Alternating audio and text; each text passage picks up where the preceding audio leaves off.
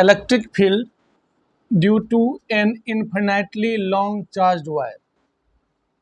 तो हम लोग को इलेक्ट्रिक फील्ड निकालना है इन्फिनाइटली लॉन्ग चार्ज वायर के कारण यूजिंग गॉसेस थ्योरम।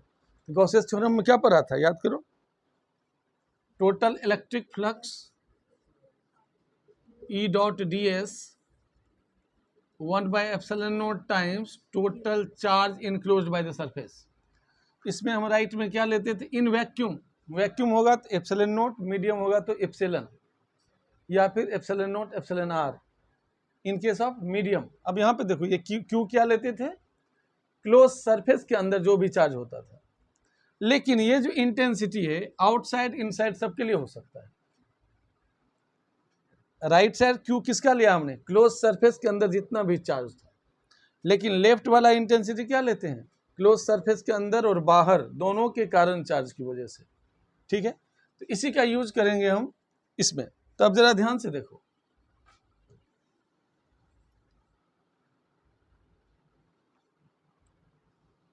जैसे इन्फिनाइट, ये है इन्फिनाइटली चार्ज, ठीक है,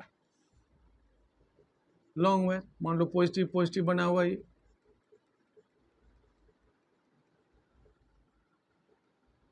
ठीक है।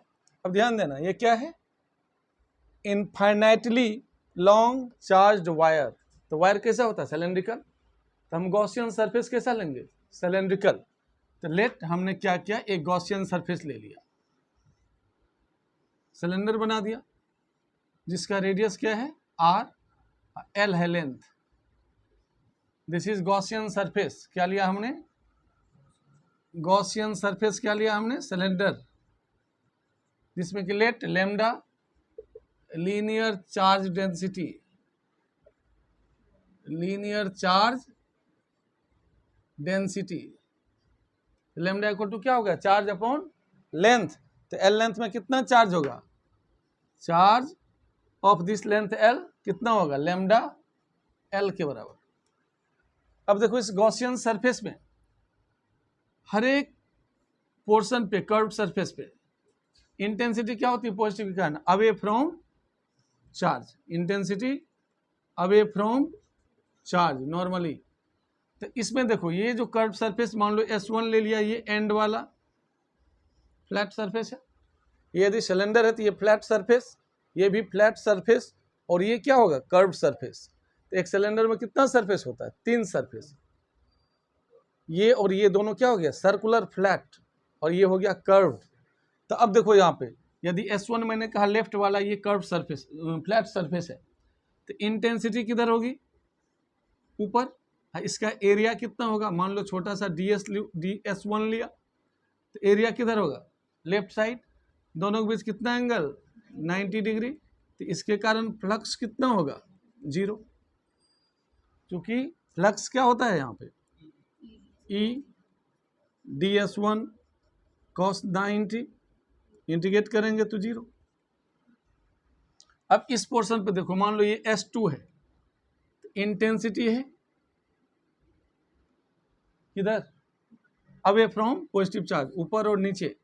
और इसका एरिया किधर होगा, मान लो DS2 छोटा एरिया लिया, तो this is the direction of area. तो एंगल कितना हो गया, 90 डिग्री। तो यहाँ पे फ्लक्स कितना होगा, मान लो φ2 ले लिया ये सेकेंड को, E DS2 cos 90 होता 0, कितना फ्लक्स हुआ, 0। तीसरा कर्व सरफेस ले लिया छोटा सा, मान लो S3 है कर्व का, तो यहाँ पे DS3 ऊपर की तरफ, और इंटेंसिटी भी अवे। एंगल कितना हो गया, थीटा, 0 डिग्री। तो फ्लक्स कर्व सरफेस के लिए E DS3 cos 0 कितना हो गया, E DS3, E बाहर कर दो, DS3 E DS3 कितना होता है, 2πRL।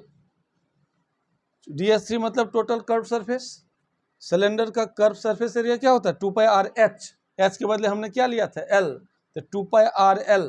तो अब देखो इस टोटल फ्लक्स क्या हो गया यहाँ पे, φ1 प्लस φ2 प्लस φ3, ये दोनों है किसके लिए, सर्कुलर दोनों एंड के लिए, ये है कर्व सरफेस के लिए। तो कितना हुआ 0 + 0 + E × 2πRL।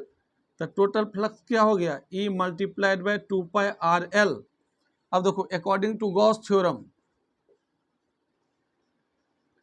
According to Gauss's theorem total electric flux close surface E dot ds Q divided by epsilon naught. ये कितना हो गया φ1 + φ2 + φ3, यही हुआ ना, इज इक्वल टू Q हुआ λL/ε0। तीनों का सम कितना है E × 2πRL is equal to λL divided by ε0। L से L कैंसिल कर दो, तो दैट इम्प्लाइज इंटेंसिटी कितना हो गया λ divided by 2πε0 R। This is electric field intensity due to infinitely long charge wire. समझ में आ रहा है। तो हमने क्या किया, तीनों का फ्लक्स निकाल लिया, दोनों एंड पोर्शन सरफेस का और कर्व्ड का। तो टोटल फ्लक्स कितना आया E × 2πRL, this will be Q/ε0। Charge कितना होता है इस लेंथ में λL के बराबर, lambda is linear charge density. Equate करो, इंटेंसिटी कितना निकला λ डिवाइडेड बाय 2πε0 R। यहाँ पे R क्या है वेरिएबल, तो intensity inversely proportional to R। इधर का मिटा दूंगा इस साइड, तो λ डिवाइडेड बाय 2πε0 R। तो intensity is equal to λ divided by 2πε0 R, that is E inversely proportional to R। यदि हम इंटेंसिटी और R के बीच ग्राफ ड्रॉ करें, कैसा होगा इनवर्सली प्रोपोर्शनल वाला ग्राफ, इस तरीके से।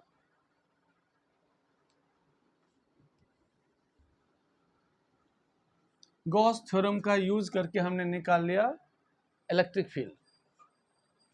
अब देखो नेक्स्ट है electric field intensity due to charge shell, spherical shell. Electric field intensity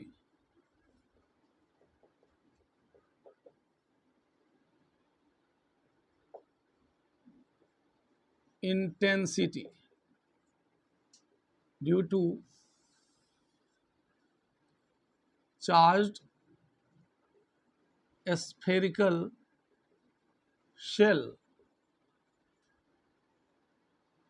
इसमें इंटेंसिटी कैसे निकालेंगे, inside the shell, outside the shell and at the surface of shell. तो let us consider a shell of radius R।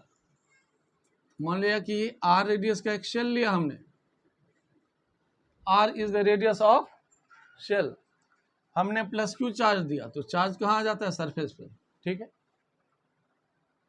तो इसमें क्या लेंगे हम, surface charge density consider करेंगे। R हमने ले लिया, radius of the shell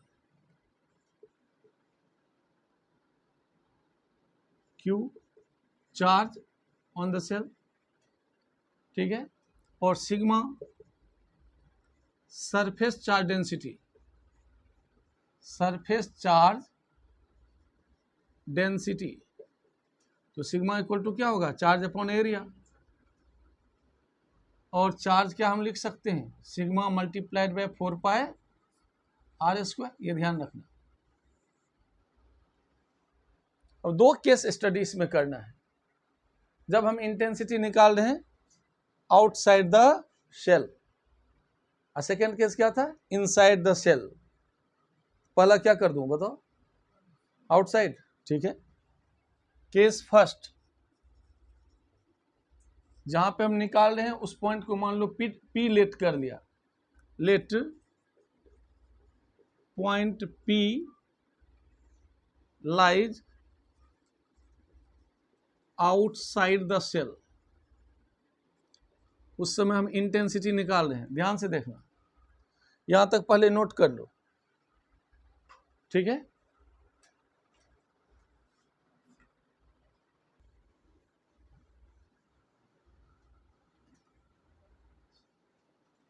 point P हमने बाहर ले लिया, तो देखो ध्यान से, दिस इज द शेल, ये है शेल, इसका रेडियस है आर, हमने पॉइंट लिया बाहर, small r distance, small r radius का एक गॉसियन सरफेस ले लिया स्फीयर, ये क्या हो गया, गॉसियन सरफेस। गॉसियन सरफेस क्या होता है, जहां पे हम गॉस थ्योरम लगाते हैं। गॉस थ्योरम में क्या है, इनक्लोज सरफेस हम किसी भी शेप का ले सकते हैं, सिलेंड्रिकल ले सकते हैं, स्फेरिकल ले सकते हैं, हमारे रिक्वायरमेंट के हिसाब से। तो यहाँ पे शेल क्या होता है, स्फेरिकल, तो इसलिए गॉसियन सरफेस कैसा लेंगे। तो इसमें चूंकि हमने क्या लिया था, पॉइंट बाहर, इसलिए small r greater than capital R. तो मान लो दिस इज पी पॉइंट, या कहीं और ले लो, यहीं पे ले लो पी पॉइंट, छोटा सा यहाँ पे क्या लेंगे, एरिया डीएस, जैसे गॉस थ्योरम करते थे, ये डीएस है, इसकी डायरेक्शन किधर होगी, अवे फ्रॉम द सरफेस। अब देखो intensity at every point on the Gaussian surface कितना होगा, लेकिन यहाँ पे हमें इंटेंसिटी निकालना है, इसलिए डायरेक्ट हम यूज नहीं कर सकते, वैसे फॉर्मूला क्या होना चाहिए, क्यू बाय 4πε0 आर स्क्वायर, लेकिन हम लेंगे नहीं, हम गॉस थ्योरम का यूज करके इसको निकालेंगे। तो यहाँ पे देखो ये ले लिया, इंटेंसिटी भी क्या होगी, अवे फ्रॉम चार्ज, सरफेस से बाहर की तरफ। तो यहाँ पे दोनों के बीच का एंगल कितना हो गया, ई और डी एस 0 डिग्री।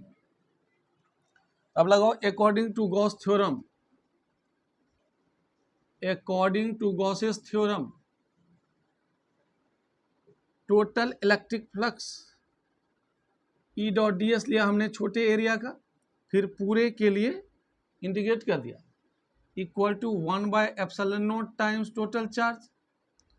तो ये हो गया E D S cos 0 is equal to Q/ε0, और ई बाहर कर दो, D s equal to Q/ε0, चूंकि कॉस 0 1 होता है, और ई डी एस छोटा सा एरिया, तो कंप्लीट एरिया क्या हो जाएगा, एस, स्मॉल आर रेडियस का स्फीयर है, तो इसकी टोटल सरफेस एरिया कितनी होगी, 4π स्मॉल आर स्क्वायर। तो यहाँ पे क्या हो गया, E 4π small are square equal to Q/ε0,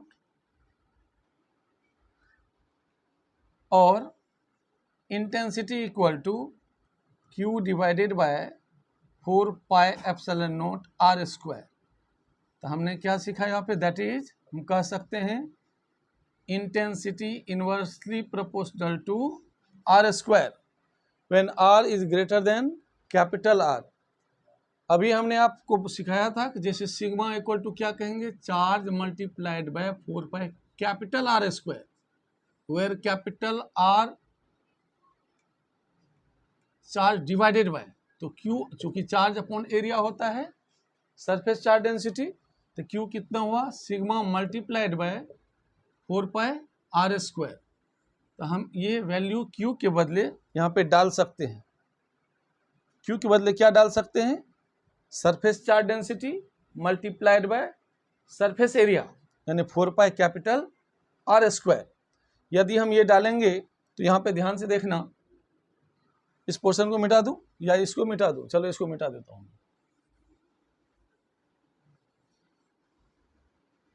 तो इंटेंसिटी हमारी कितनी हो गई थी, E equal to Q divided by, as E equal to Q divided by 4πε0 small are square. Capital Q का वैल्यू यहां से डाल दो, sigma multiplied by 4π capital R square divided by 4πε0 small are square, 4π से cancel, sigma are square divided by ε0 small are square. This is electric field intensity at distance small r which is more than radius of the shell। यहां तक clear है। अब देखो ये तो था when small r is greater than capital R, लेकिन when point P lies on the surface, जब सरफेस पे आ जाए इसके अंदर, when r equal to capital R, क्या कब हुआ ये? At the surface, at the surface of shell डाल दो इसके अंदर, तो इंटेंसिटी कितनी होगी?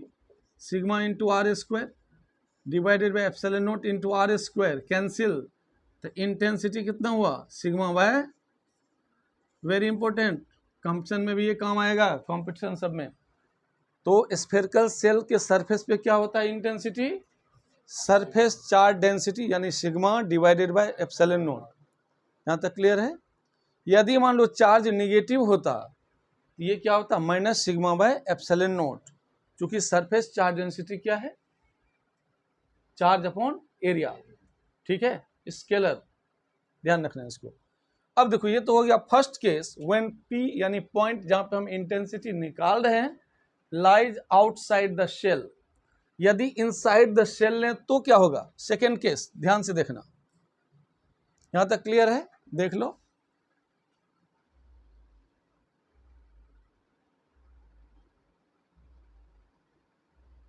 हमने सिर्फ वैल्यू डाला है कैपिटल Q का, तो 4 पाई से कैंसिल हो गया। सेकेंड केस,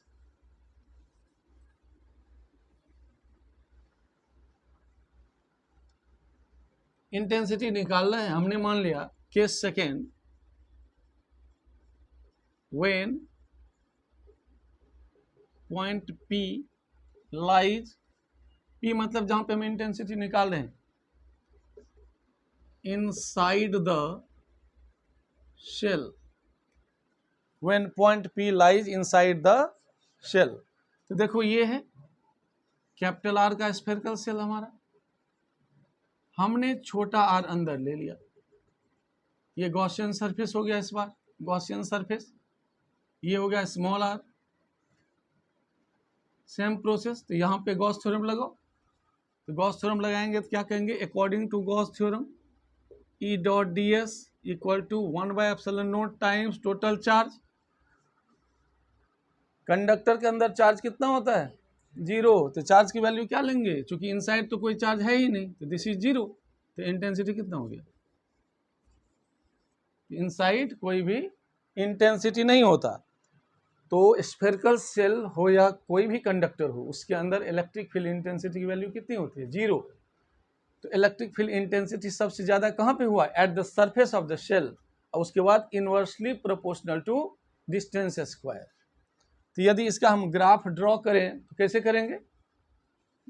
देखो इंटेंसिटी और r ले लो, डिस्टेंस, जब r रेडियस के बराबर हो गया तो यहाँ तक कोई इंटेंसिटी है ही नहीं। देखो यहाँ तक है इंटेंसिटी? नहीं है। तो यहाँ पे इंटेंसिटी क्या हो गया? मैक्सिमम एट द सरफेस, क्योंकि सरफेस पे कितना था intensity? Q by 4 pi epsilon naught r square या सिग्मा बाय एप्सिलॉन नॉट, यही था ना। आउटसाइड कितना था? Q by 4 pi epsilon naught small are square, यही था ना आउटसाइड, या फिर sigma are square by epsilon naught r square. तो आउटसाइड क्या लेंगे? Inversely proportional to r square, E inversely proportional to r square. तो इंटेंसिटी सबसे मैक्सिमम कहाँ हुई? When r equal to capital R, यानी at the surface of spherical shell. Inside क्या हो गया? इधर कुछ भी नहीं, 0। इनसाइड क्या है? 0, इंटेंसिटी है ही नहीं, इसलिए ग्राफ यहां से स्टार्ट हुआ। क्लियर है? नहीं, मिटा दो।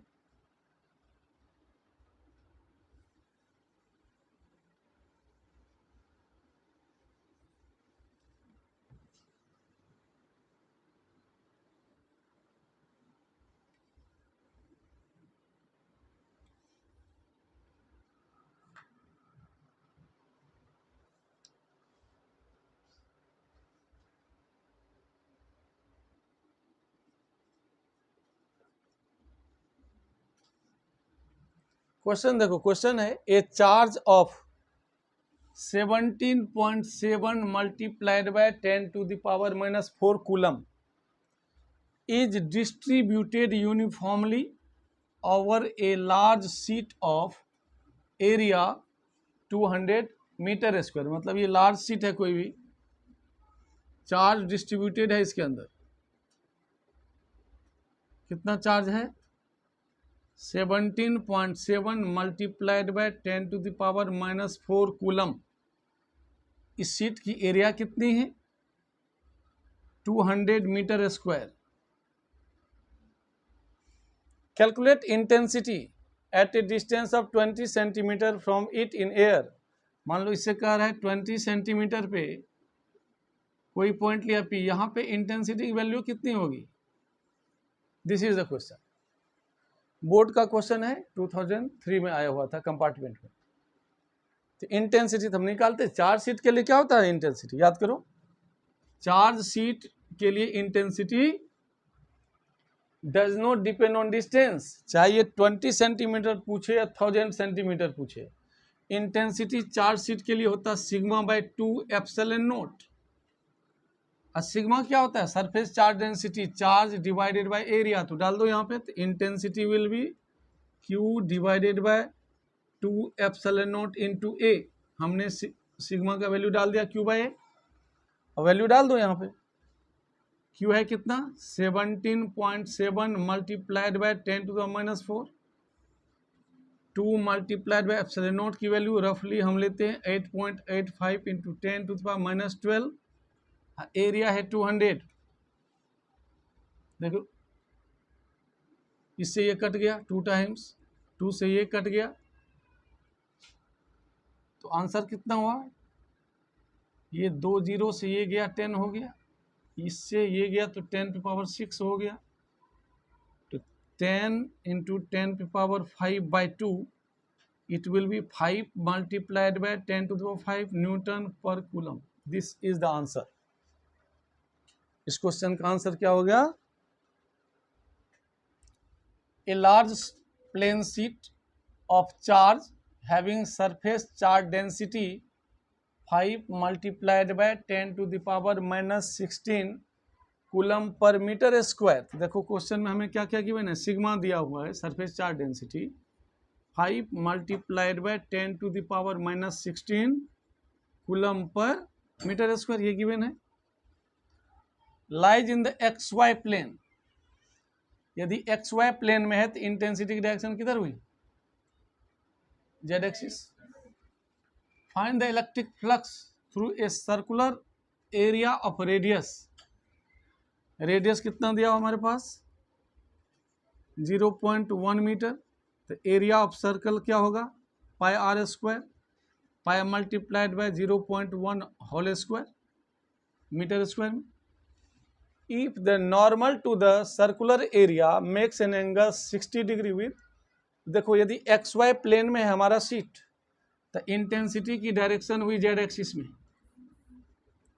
एरिया किधर है? Z एक्सिस के साथ कितना एंगल बना रहा है? ये एरिया वेक्टर 60 डिग्री। हमने क्या सीखा था? Electric flux E cos theta, E ds cos theta. Total electric flux E into A into cos theta. Electric field sheet के कारण क्या होता है?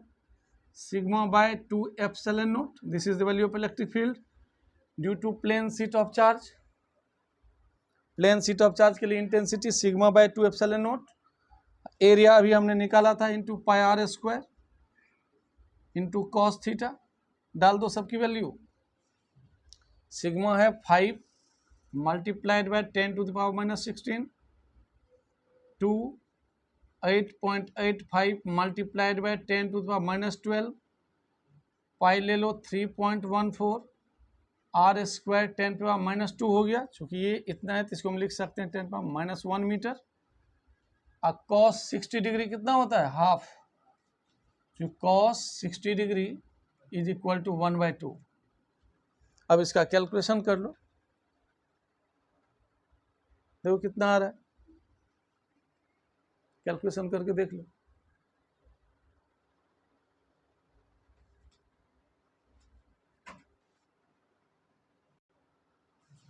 क्वेश्चन नोट कर लो। 2 long straight parallel wires carry charges λ1 and λ2 per unit length. ये दो दिया हुआ है, इसमें λ1 है लीनियर चार्ज डेंसिटी, λ2 है लीनियर चार्ज डेंसिटी। तो क्या कह रहा है, चार्ज पर यूनिट लेंथ कितना है, λ1 एंड λ2। सेपरेशन है दोनों के बीच कितना, d,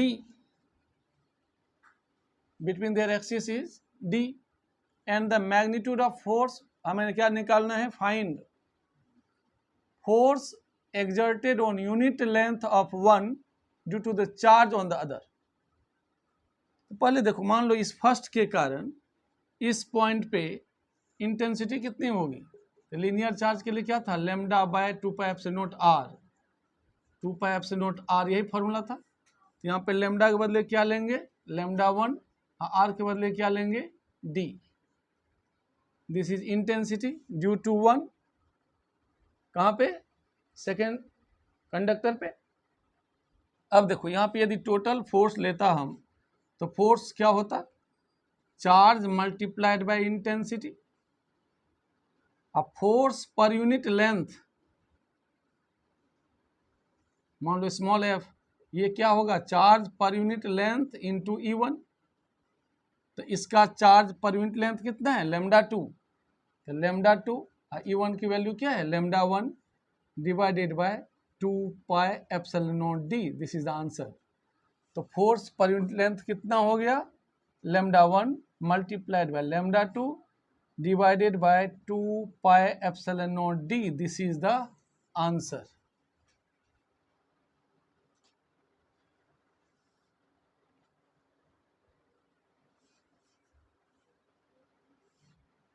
क्वेश्चन देखो क्या कहता है, ये this is the part of question. An electric dipole, देखो minus Q plus Q, this is electric dipole. An electric dipole consist of charges, यदि क्यू की वैल्यू कितनी है, 2 इंटू 10⁻⁻8 कूलम, वैल्यू दिया हुआ plus minus 2 multiplied by 10⁻⁻8 coulomb, separated by distance of 2 millimetre. This is 2 millimetre means 2 multiplied by 10⁻³ metre. It is placed near a long, ये है long, charge of charge density, this is lambda. किसका value दिया हुआ question में, lambda की value दी हुई है 4 divided by 4 multiplied by 10⁻⁴ coulomb per metre. This is lambda. कहता force acting on the dipole क्या होगा, कैसे करेंगे इस क्वेश्चन को, ध्यान से देखना। सबसे पहले हम क्या करेंगे, ये जो लाइन चार्ज है इसके कारण क्या होता है, इंटेंसिटी। याद करो, लाइन चार्ज के लिए क्या था, intensity. r distance apart intensity क्या होती थी, लेमडा डिवाइडेड बाय 2πε0r। हम कैलकुलेशन को आसान करने के लिए 2 से मल्टीप्लाई 2 से डिवाइड कर सकते हैं। हम लिख सकते हैं 2 lambda divided by 4πε0r। This is intensity due to line charge, long line charge. ये हुआ इंटेंसिटी किसी भी पॉइंट पे। अब सेकेंड चीज हम क्या जानते हैं, यदि इलेक्ट्रिक फील्ड में कोई भी चार्ज रखो तो फोर्स कितना होता है, Q इंटू E के बराबर। Force acted on charge Q is equal to charge multiplied by intensity. यहाँ पे यही बातें हैं, जैसे मान लो यहाँ पे इंटेंसिटी की वैल्यू कितनी होगी, 2 lambda divided bye 4πε0r1। r1 कितना हो गया, r1 मीन्स यहां से यहां तक का डिस्टेंस। यहाँ r1 क्या लेंगे, 2 सेंटीमीटर, है ना। तो इस पॉइंट पे देखो माइनस क्यू चार्ज पे, यहाँ पे इसके कारण इंटेंसिटी की वैल्यू कितनी हुई, 2 लेमडा बाय 4πε0r1। अब इस निगेटिव चार्ज पे फोर्स क्या होगा, फोर्स ऑफ अट्रैक्शन F1 मान लो। निगेटिव चार्ज के पास इलेक्ट्रिक फील्ड की value 2 lambda by 4πε0r1। r1 है 2 मल्टीप्लाइड बाय 10⁻⁻2 मीटर। तो यहाँ पे इस चार्ज पे फोर्स क्या होगा, तो यहाँ पे force F1 is equal to charge multiplied by intensity. तो charge multiplied by 2 lambda divided by 4 pi epsilon naught R1। देखो 1/4 पाई एप्सिलॉन नॉट R1 की value 9 multiplied by 10 to the power 9। Charge की magnitude 2 multiplied by 10 to the power -8 into 2। Lambda is 4 multiplied by 10 to the power -4 divided by R1 कितना है 2 centimetre. 2 multiplied by 10 to power -2। Is it clear? अब calculation करो, 2 से ये 2 cancel, 9 से -8 गया तो एक 10 बचा, 10 पर -2 से ये कैंसिल हुआ +2। यहाँ एक 10 है, इससे एक और प्लस कर दो तो ये कितना हो गया 9 multiplied by 2 multiplied bye 4 into 10 पर -1। 9 2 जा 18, 18 4 जा 72, 7.2 न्यूटन। किधर? Towards left, towards the long infinitely charge conductor, जो भी ये है इसकी तरफ। यहाँ तक क्लियर है? अब सेकेंड चार्ज क्या है, Q, कैपिटल Q। इस पॉइंट पे इंटेंसिटी कितनी होगी, lambda by 2 pi epsilon not. हमें फॉर्मूला चेंज कर दिए थे, तो 2 lambda by 4 pi epsilon naught R2। R2 क्या होगा, यहाँ से यहाँ तक का डिस्टेंस होगा R2, तो R2 कितना हो गया 2 mm, मतलब कितना सेंटीमीटर 0.2, तो R2 हो गया 2.2 centimetre. 2.2 multiplied by 10 to -2 metre. तो यहाँ पे इंटेंसिटी कितनी हुई 2 lambda by 4 pi epsilon naught R2। तो फोर्स क्या हो जाएगा, मैं चेंज करते जाता हूँ, Q इंटू ई। इस पॉइंट पे E की वैल्यू R2 अब डाल दो,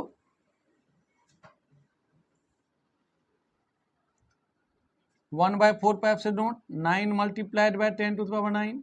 Q की वैल्यू गिवन है चार्ज की 2 multiplied by 10 to the -8 into 2। Lambda की वैल्यू है 4 multiplied by 10 to the power -4 whole divided by R2 कितना है 2.2 multiplied by 10 to the power -2। तो देखो डेसिमल से हटा दो, 10 हो गया, ठीक है। -8 से 9 चला गया, 10 बचा, -2 1 3 1 4, इससे ये कट गया, 2 11 जा कट गया, तो न्यूमरेटर में क्या बचा 9 multiplied by 2 multiplied bye 4, 72 divided by 11, divide करो 11 6 जा 66, रिमाइंडर 6, डेसिमल 5 55 50 अप्रोक्सीमेटली, नहीं तो 4 ले लो फिर 5 ले लो, सो ऑन, तो अप्रोक्सीमेटली 6.55 ले लो। किधर, away from charge, this is the force F2। तो रिजल्टेंट फोर्स कैसे निकालेंगे फिर, F1 minus the resultant force is equal to F1 minus F2। किधर, along the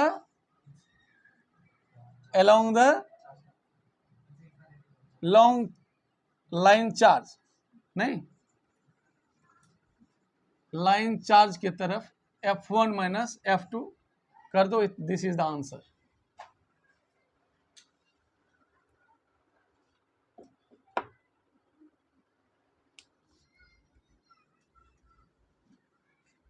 नेक्स्ट क्वेश्चन है, ये यूनिफॉर्मली चार्ज कंडक्टिंग स्फीयर, एक स्फीयर है जिसकी डायमीटर है 24 मीटर, इसका मतलब रेडियस कितना हुआ 24/2 12 metre,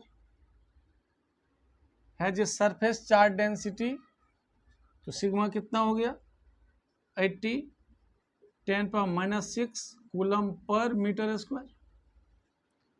find charge on the sphere. तो फर्स्ट पोर्शन क्या पूछ रहा है? चार्ज। तो देखो सिग्मा क्या होता है? Charge upon area. तो चार्ज कितना हो गया? Sigma multiplied by area. Area of sphere क्या होता है? 4π∭R²। सिग्मा की वैल्यू दी हुई है 80 मल्टीप्लाइड बाय 10⁻⁻6, 4π ले लो 22 3.14। आर कितना है? 12 square this coulomb. Simple multiply करके हम आंसर ले आएंगे। उसके बाद सेकेंड पूछ रहा है what is the total electric flux leaving the surface of sphere. तो total electric flux according to Gauss theorem क्या होता है? Total electric flux equal to charge divided by epsilon naught. तो flux equal to Q divided by epsilon naught. Q की value हमने यहाँ से निकालना है 80 multiplied by 10⁻⁻6, 4 into 3.14, 12 multiplied by 12 whole divided by 8.85 into 10⁻⁻12.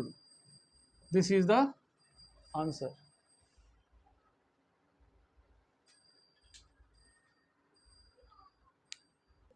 This is flux. This is charge Q.